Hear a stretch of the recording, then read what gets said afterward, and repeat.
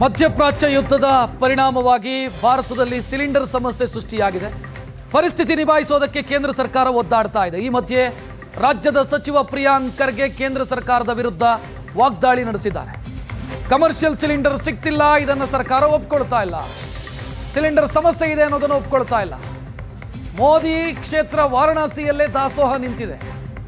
ಪ್ರಧಾನಿಯವರಿಗೆ reels ಮಾಡೋದಕ್ಕೆ ಮಾತ್ರ ಬರೋದಾ, ಮನ್ ಕಿ ಬಾತ್ ಮಾತನಾಡೋದಕ್ಕೆ ಮಾತ್ರ ಬರೋದಾ, ಈ ರೀತಿ ವಾಗ್ದಾಳಿ ನಡೆಸಿದ್ದಾರೆ.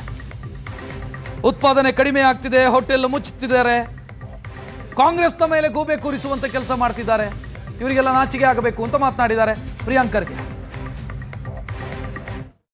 ಬರೀ ರೀಲ್ ಮಾಡೋಕ್ಕಿರೋದ, ಮನ್ ಕಿ ಬಾತ್ ಹೇಳೋಕ್ಕಿರೋದ? ಫಸ್ಟಿಗೆ ಏನು ಆತಂಕ ಪಬ್ಲಿಕ್ನಲ್ಲಿದೆ, ವಾಣಿಜ್ಯ ವಲಯದಲ್ಲಿದೆ, ಅದನ್ನು ಫಸ್ಟ್ ಸ್ಪಷ್ಟವಾಗಿ ಪರಿಹಾರ ನೀಡಬೇಕು.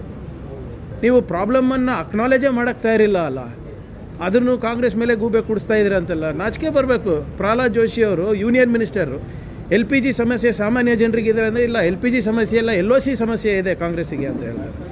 ಇಂಥ ಉಡಾಫೆ ಉತ್ತರ ಕೊಡೋದು. ಡಿಮಾನಿಟೈಸೇಷನ್ ಆಗಲಿ, ನಿಮ್ಮ ಕರೋನಾ ಸಂದರ್ಭದಲ್ಲಿ ಇರ್ಬೋದು, ಅಥವಾ ಇವಾಗ ಯಾವಾಗಲೂ ಕೂಡ ಸಾರ್ವಜನಿಕರಿಗೆ ತೊಂದರೆ ಆದಾಗ BJP ಅವರಿಗೆ ಹಾಸ್ಯನೇ ಕಂಡು ಬಂದಿದ್ದು. ಅವರ ನೋವು ನೋಡಿಲ್ಲ ಯಾವತ್ತು. ಇದೆ ಅಂತಲೇ ಒಪ್ಕೊಳಕ್ಕೆ ತಯಾರಿಲ್ಲ ಅಲ್ಲ BJP ಅವರು. ಈ ಪ್ರಧಾನಮಂತ್ರಿಯವರು ಅಮಿತ್ ಶಾ ಅವರು ಎಲ್ಲಿದ್ದಾರೆ ಸರ್? ಎಲ್ಲೆಲ್ಲಿ ಚುನಾವಣೆ.